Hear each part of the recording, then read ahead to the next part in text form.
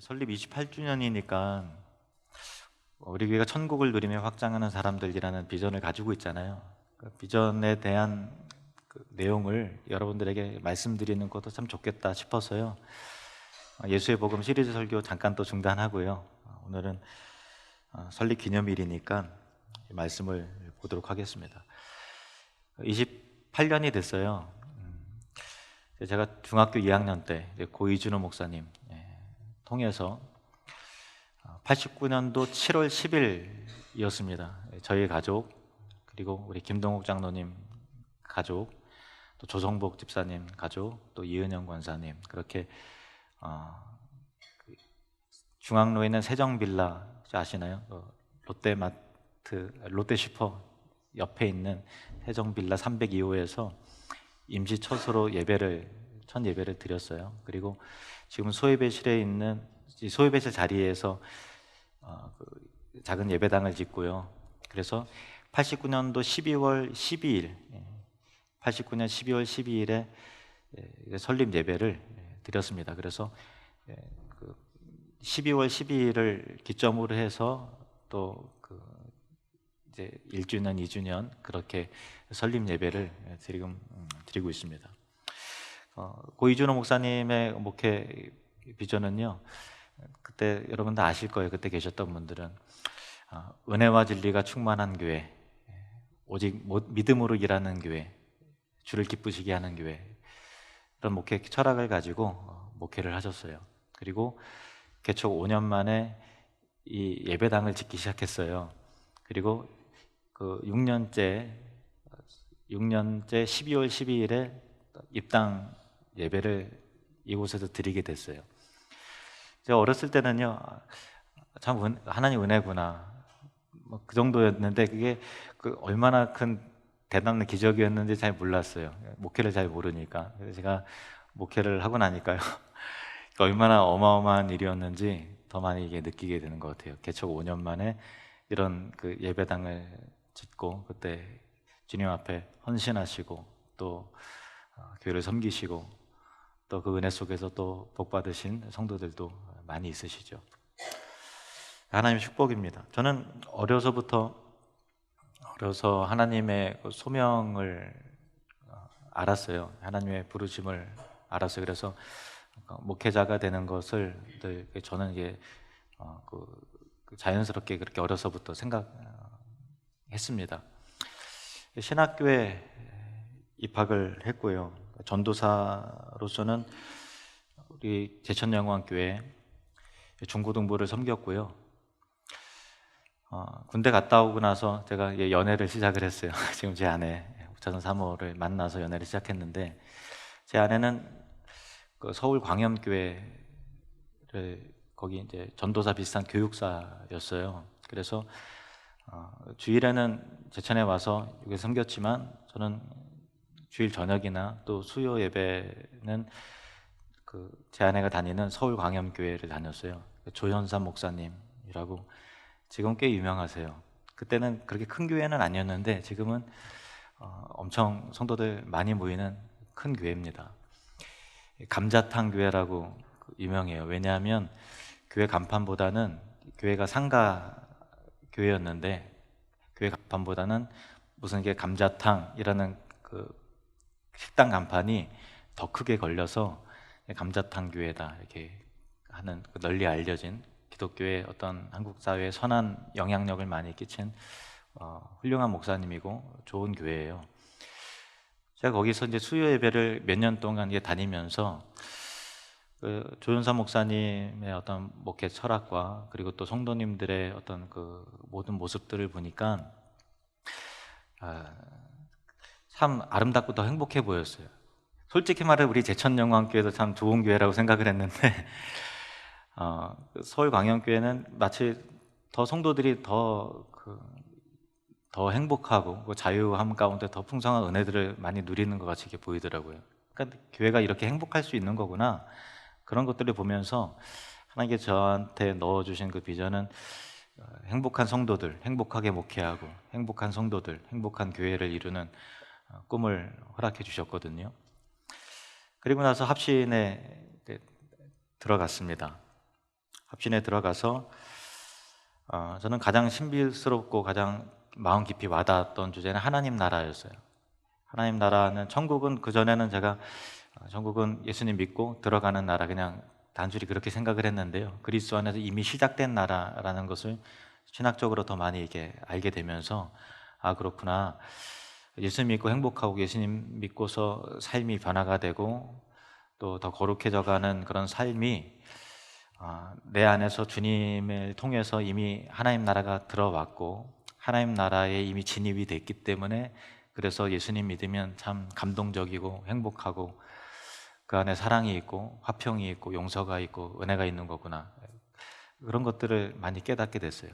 아직 완성되진 않았기 때문에 하나님 나라를 더 기다려야 되는 거죠. 주님 오실 날을 우리가 준비하고 기다리고, 근데 이미 하나님 나라가 시작이 되었기 때문에 그리스도의 다스림과 통치 안에서 하나님 나라를 이미 우리가 누리는 복된 삶을 사는 것이죠.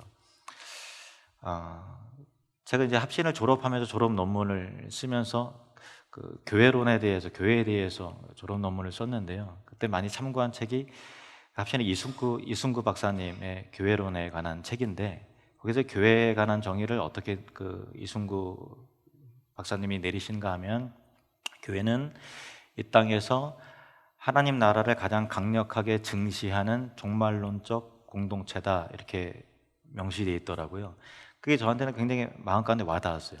종말론적이라고 하면요, 우리가 종말론적이다 하면 많은 사람들이 오해해요. 시한부 종말론, 그게 너무 강하게 와서 언제 주님 오신다, 뭐 그런 게 너무 좀 치우친 영향이 있어요. 그런데 우리의 신앙은 다 종말론적이 돼야 돼요. 왜냐하면 정말 이 땅의 모든 문제와 어려움과 아픔과 구원의 완성은 주님 오셔야만 해결이 돼요. 그렇기 때문에 마라나타, 아멘 주 예수 속히 오시옵소서라고 하는 주님의 재림을 기다리고 하나님 나라의 완성을 꿈꾸는 신앙이 바른 신앙이고 건강한 신앙이죠. 여러분, 저 천국을 사모하십니까? 아멘. 그게 바로 종말론적 신앙이에요. 이 땅에 여기에 소망 두지 않고 주님 나라를 소망하면서 살아가는 삶이죠. 그게 건강한 신앙이에요. 종말론적인 공동체라고 하는 것은 교회의 궁극적인 방향이 그 주님 오실 길을 예비하는, 저 천국을 소망하는 거기에 있다라는 것이고요. 하나님 나라를 이 땅에서 증시한다라고 하는 것은 증명한다라는 거예요. 증명해낸다. 그러니까 성도의 삶을 통해서 이 땅에서 우리가 살지만 마치 하나님 나라 안에서, 그리스도 안에서 이미 살고 있는 하나님 나라의 다른 삶과 인격과 또 모습들을 통해서 세상이 볼 때 저 사람을 보니까, 이 교회를 보니까 하나님 나라가 보인다 라고 하는 것이 느껴지도록 증명해내야 된다는 거죠. 삶을 통해서, 언어 습관을 통해서, 복음을 통해서 이 땅 가운데서 하나님 나라를 강력하게 증시한다라고 하는, 그게 바로 교회의 사명이었어요. 그런 것을 제가 깊이 좀 깨닫고 마음 가운데 담았거든요. 아시다시피 2006년도 2월에 이제 고 이준호 목사님이 갑자기 소천하시는 바람에 얼떨결에 제가 우리 교회에 또 와서 부임하게 됐잖아요.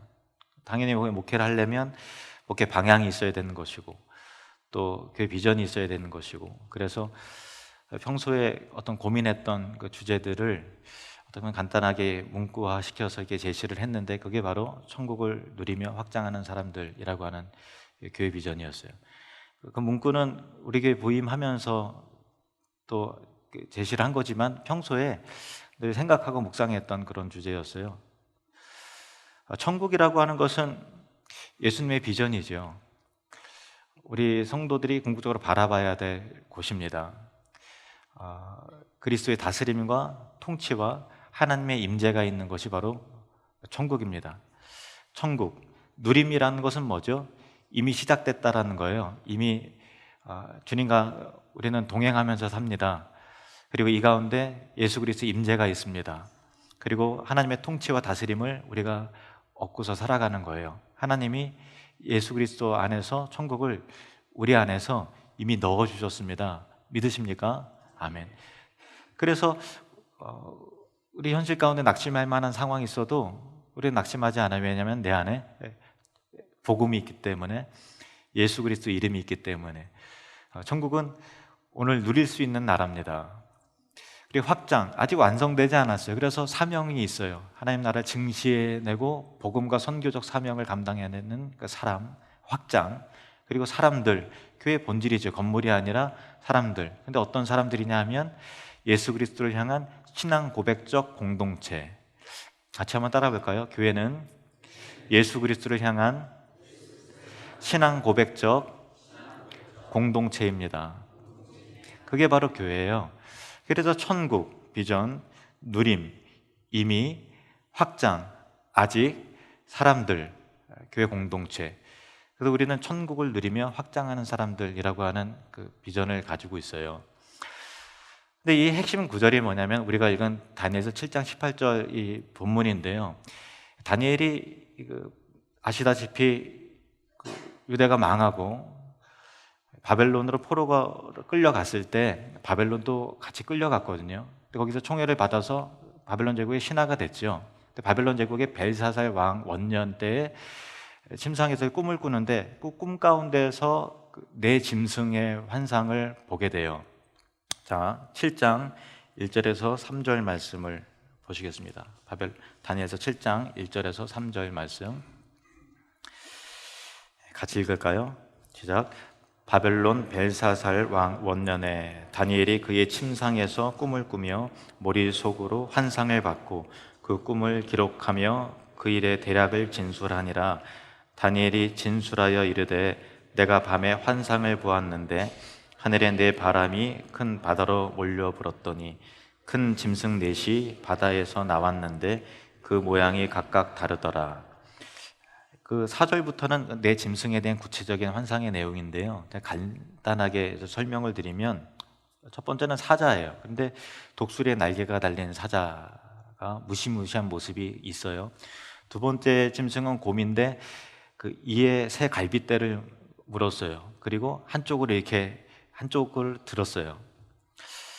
그리고 세 번째 환상은 표범인데 머리가 넷 달렸고 날개도 넷 달렸어요. 그리고 마지막 네 번째 짐승은 어떻게 지상의 생물로 표현될 수 없는 짐승인데 무시무시한 쇠로 된 이빨을 가져서 모든 것을 집어삼키고 부서뜨리는 가장 두렵고 가장 강력한 그런 짐승이었어요. 근데 이 짐승은 각각 다니엘의 시대 때 처음에 이 사자, 독수리 날개에 달린 사자는 바벨론 제국을 의미하고요. 그리고 곰은 뭘 의미하면 그 다음에 일어난 제국인 메데, 바사. 바사는 여러분 다 아시다시피 페르시아죠. 원래 두 나라였는데 바사가 더 강력해져서 메데를 이게 흡수 통합해 버려요. 그래서 메데 바사인데 곰이 한쪽이 들렸다 그랬잖아요. 그래서 어떤 힘의 균형이 아니라 한쪽이 더 강한 거를 말하는 거죠. 곰이 페르시아를 말하는 거예요. 바사. 그리고 세 번째 짐승은 표범이에요. 표범의 제일 큰 특징은 뭐예요, 여러분? 엄청 빠르잖아요. 제일 빠르잖아요, 표범이. 그죠? 빠르요. 근데 헬라 제국인데 알렉산더 대왕이 그 20대 때에 전 세계의 4분의 1을 장악을 해버려요. 몇 년 동안 그렇게 했는지 알아요? 8년 동안. 8년 동안 그 20대 젊은 친구가 전 세계 4분의 1, 인도까지, 아프리카 북부부터 유럽, 인도까지 8년 동안 얼마나 빠르게 그렇게 정복해 나가는지 몰라요.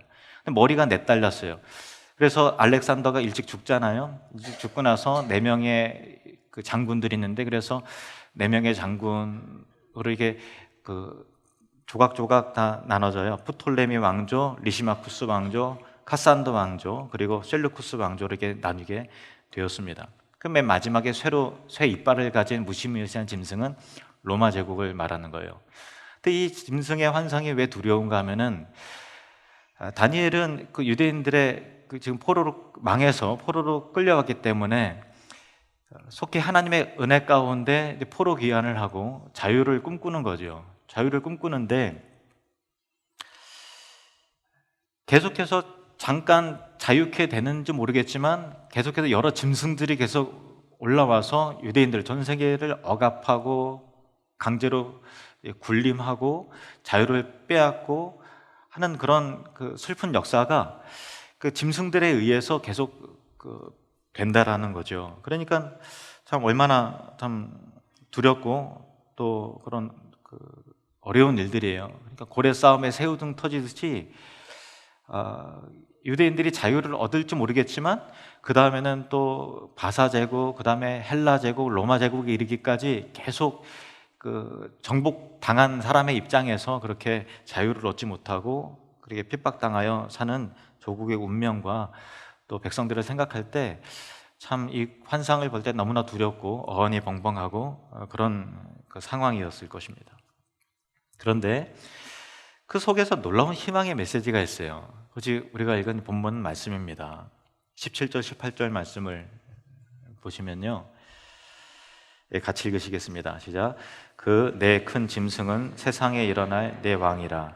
지극히 높으신 이의 성도들이 나라를 얻으리니 그 누림이 영원하고 영원하고 영원하리라. 그 꿈을 보고서 너무 기이하고 두려워서 다니엘이 낯빛이 변하고 새파랗게 질린 거예요. 그래서 하나님께서 천사를 통해서 그 꿈에 대한 내용을 말씀하시기를 그 꿈의 내 짐승은 이 세상에 일어날 내 왕, 내 제국을 말하는 것이다. 근데 거기서 끝난 것이 아니라 그럼에도 불구하고 이 세상이 그렇게 됐는데 그럼에도 불구하고 지극히 높으신 이의 성도들이 새로운 나라를 얻는데, 이 세상 나라가 아니라 새로운 나라를 얻는데 그 누림이 영원하고 영원하고 영원하리라.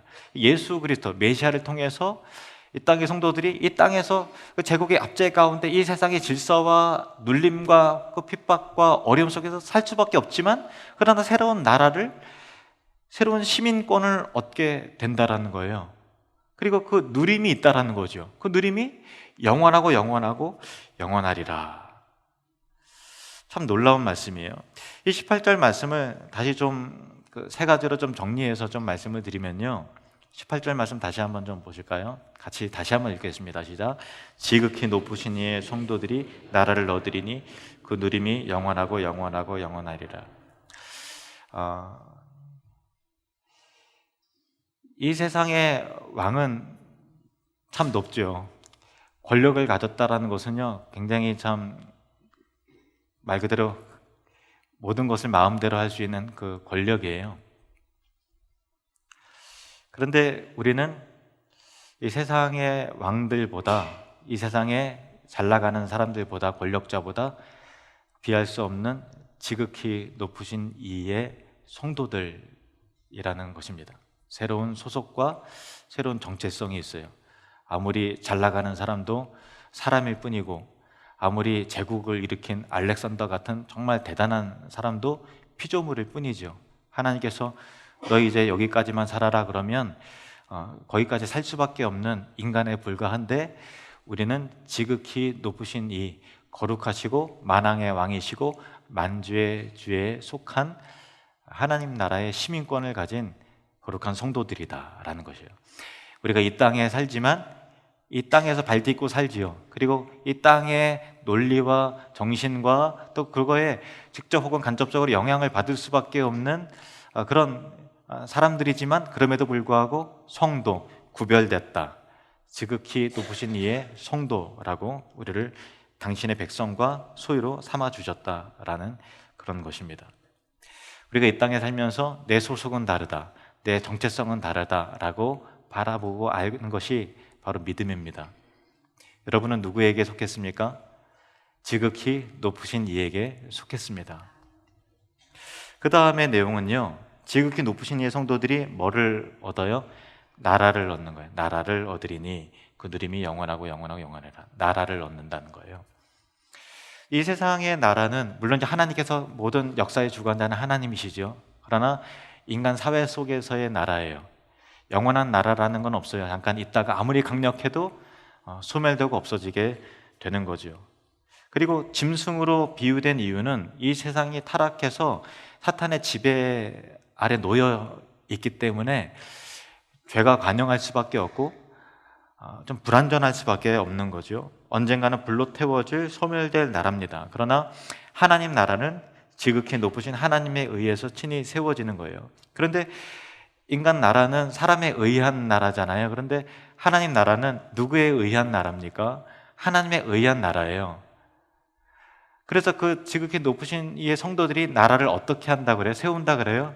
아니요, 얻는다 그래요. 예수 그리스도를 통해서, 거듭남을 통해서 값없이 주시는 은혜로 그의 나라에 초청을 받아서 진입한 하나님 나라의 백성들인 것입니다. 은혜로 얻었다라는 거예요.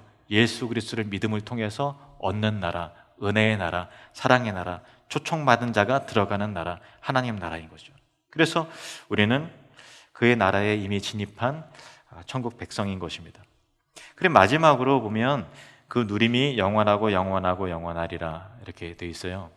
누림이라고 하는 것은 단순히 난 소속되어 있다라고 하는 측면이 아니라 적극적인 측면을 말하는 거죠. 하나님 나라를 얻었는데 그것을 누린다라는 거예요. 근데 영원하고 영원하고 영원하리라, 영원히 세 번 반복이 됐잖아요. 근데 다니엘서는 히브리어로 쓰여져 있지 않고요, 아람어로 기록이 되어 있는데, 원어가 그 영원이라고 하는 단어는 알람이라고 하는 단어인데요, 우리는 영원하다라고 하면은 좀 이게 미래지향적으로 먼저 생각을 해요. 근데 원래의 그 알람이라고 하는 단어는 과거부터 현재, 지금, 그리고 미래에 이르기까지 영속적인 개념으로서의 영원이에요. 이해가 되셨죠? 그러니까 누린다라고 했을 때, 그 누림이 영원하다고 했을 때, 목사님 압니다, 저 천국 가면 당연히 천국 누리죠. 아니요, 그리스도 안에서 이미 누렸고 지금 누릴 수 있는 나라라는 거예요. 이게 바로 복음입니다. 우리가 연약하고 부족하지만 주님의 권능을 힘입어서 언제든지 소망 가운데 일어설 수 있는 복음의 내용이 우리 안에 담겨져 있다는 거예요. 힘들지요. 내 짐승이 다스린 것 같이, 정말 때때로는 눌리는 것 같이 경제적으로 어려울 수 있고 한숨 쉬고 여러 가지 어려운 상황들이 생겨날 수 있지만, 그럼에도 불구하고 복음으로 말미암아 지금 천국의 기쁨과 영광과 감사와 평강과 자유함을 누릴 수 있는 것입니다.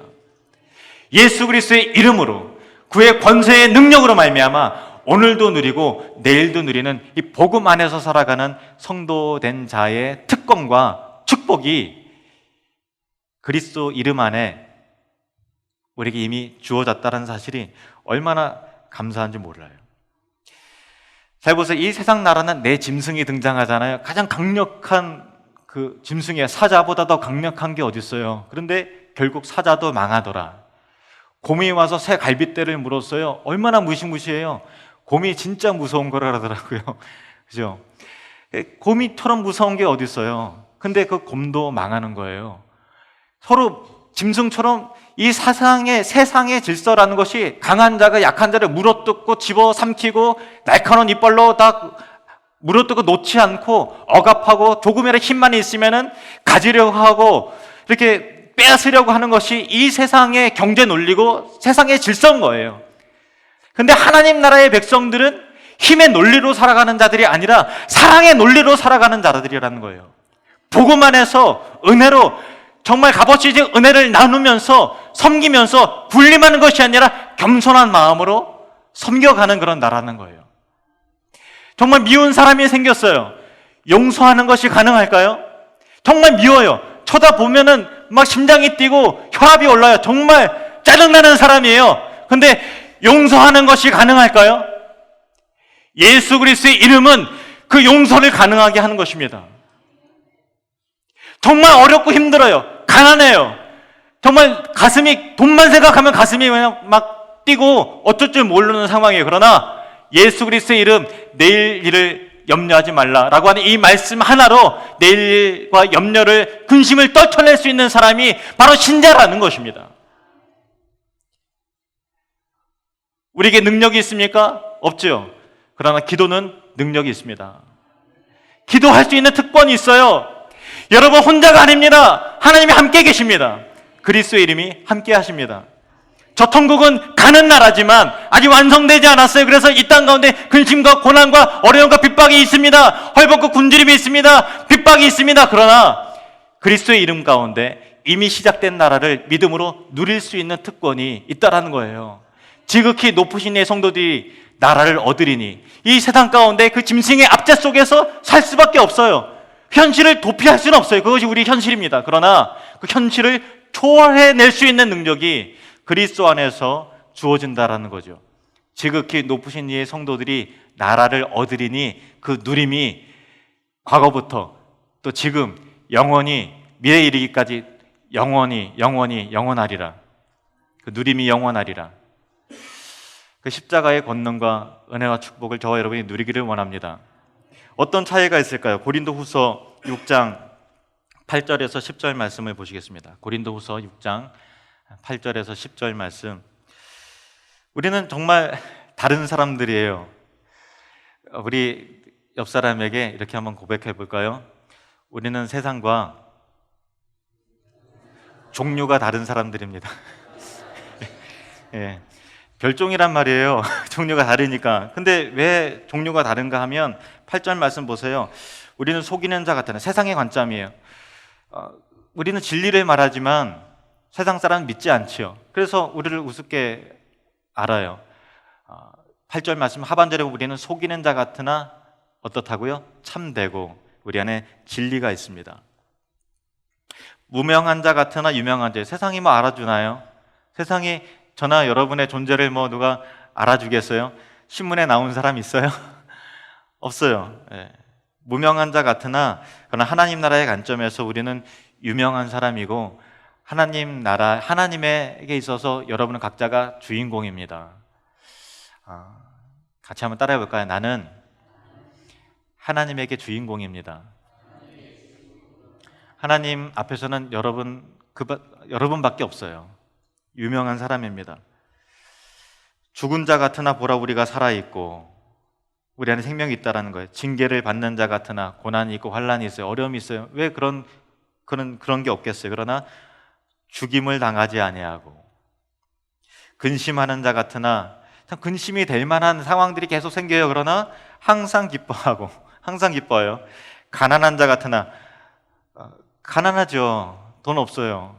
우리 교회도 아까 이제 끄다사랑교회 감사 박수 쳤는데 제가 참 감사한 게 뭐냐면요. 우린 가난해요. 왜냐하면 교회 빚이 있는데 제가 목회하면서 100만 원도 못 갚았어요. 근데 복음이 없는 곳에 우리가 하나님께 드림을 통해서 약 1억 원이나 드려서 그 가운데 예배당을 짓고 복음을 위해서 가난한 자 같으나 많은 사람을 부유하게 한다라는 거예요. 이게 우리에게 주신 은혜입니다. 아무것도 없는 자 같으나 모든 것을 가진 자로다. 아무것도 없어요. 뭘 믿고 저렇게 살아가나? 노후 대책 제대로 해내신 분 계신가요? 별로 없을 것 같아요. 아무것도 없는 자 같으나 모든 것을 가진 자로다. 어제 거제도에 임병도 목사님, 이제 원로 목사님으로 은퇴하시면서 저희 어머니도 가시고 또 우리 이종만 장로님도 가시고 또 이종 목사님도 제 아내도 같이 갔다가 오는 길에 여러 가지 이야기들을 하는데 고이진호 목사님 이런 말씀하셨다 그래요. 참 명언인데 여러분 마음 가운데 한번 새기시길 바래요. 그 임병 목사님이 노후 대책해야지 뭘 준비했나니까 이종 목사님 우리는 아무것도 준비 안 했는데 뭐 그런 얘기를 하니까 아유 답답하네. 노후 대책 제대로 준비해야지 그러셨다 그래요. 그때 어머니가 그 마음 가운데 그렇지 우리는 아무것도 준비 안 했는데 노후 대책도 없이 뭐 하는 건가 그런 생각이 들어서 저희 아버지한테 여보 우리도 뭐 좀 준비해야 되지 않나 하니까 이제 고 이진호 목사님께서 여보 사후 대책 세워놓으신 하나님이 노후 대책 안 세워놓으셨을까봐 이렇게 얘기를 하셨다 그래요. 그때 저희 어머니 마음 가운데 그렇지 저 천국을 예비하신 하나님께서 우리의 노후 대책 준비 안 하셨을까 그런 감동을 받았다고 그래요. 그러면서 참 하나님 은혜 가운데 그렇게 많은 것들을 누리며 축복 가운데 사신다고 그렇게 간증하시면서 올라오셨거든요. 그러니까 아무것도 없는 것 같지만 모든 것을 가졌다라고 하는 그 특권과 은혜가 하나님 나라의 백성 가운데 하나님을 아버지로 인정과 고백하는 백성 가운데 주어졌다라는 거예요. 저는 참 부족하지만요. 제 안에 하나님을 향한 소망함이 있어요. 뭐냐면 참 죄인인데 복음의 은혜, 죄인이기 때문에 복음의 은혜를 날마다 감격하면서 하나님 나라 안에서 살고 싶다라고 하는 열망이 있어요. 날마다 주님의 통치와 예배의 감격과 하나님의 임재 안에 살고 싶다라고 하는 그런 갈망이 있어요. 그리고 나를 통해서 또 다른 사람들이 하나님 나라를 경험했으면 좋겠다라고 하는 하나님 나라 확장의 열망이 있어요. 그것을 저는 천국을 누리면서 확장한다라고 표현을 합니다. 여러분, 여러분의 삶 가운데 그 천국을 누리는 놀라운 은혜가 나타나기를 축원합니다. 힘들고 어려울 때가 있지만 예수님의 사랑과 능력으로 천국을 반드시 누릴 수 있습니다. 왜냐하면 하나님의 약속이기 때문에 그래요. 그리고 바로 불러가지 않고 이 땅에 우리를 남겨두신 이유는 누군가에게 그 천국을 나눠주라고 그 사명을 우리에게 주신 거거든요. 주님 오실 때까지 우리가 그 사명 감당했으면 좋겠어요. 저와 여러분을 통해서 누군가가 하나님의 임재를 맛보는 거죠. 천국의 복음을 듣는 거죠. 그리고 하나님 나라를 누리는 거죠. 하나님께서 우리에게 주신 천국을 누리며 확장하는 사람들이라고 하는 비전을 주님 오실 때까지 충성스럽게 지켜내는 저와 여러분 되시기를 주님의 이름으로 축원합니다. 기도하겠습니다. 하나님 아버지, 내 짐승이 통치하고 다스리는 시대다라고 할 정도로 이 땅의 내용만 보면 우리는 절망할 수밖에 없고 아무런 소망도 찾을 수 없습니다. 그러나 지극히 높으신 이의 성도들이 나라를 얻으리니 그 누림이 영원하고 영원하고 영원하리라. 이 약속의 말씀을 우리가 품으면서 주님 안에서 복음의 감격과 그리스도의 나라의 자유함과 평강을 누릴 수 있도록 도와주시옵소서. 우리 안에 평강을 주시옵소서. 우리 안에 용서를 주시옵소서. 우리 안에 사랑을 주시옵소서. 우리 안에 복음을 주시고 예수 그리스도의 이름에 능력을 주시옵소서. 우리를 통해서 용서가 흘러가고 복음이 흘러가고 우리를 통해서 평강이 흘러갈 수 있도록 주님 축복해 주시옵소서. 주님 믿습니다. 주님 우리를 통해서 하나님 나라가 세워질 줄로 믿습니다. 천국을 누리며 확장하는 삶을 살게 해 주시옵소서. 예수님의 이름으로 기도합나이다. 아멘.